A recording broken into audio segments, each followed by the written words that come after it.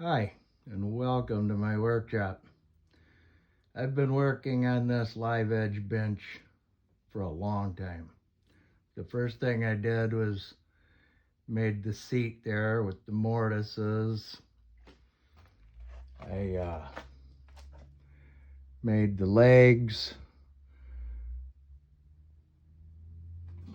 and now I'm doing the mortises on the tie bar. This is like the last real operation before I sand it up and put it together. So, thank you for watching Walter's Workshop.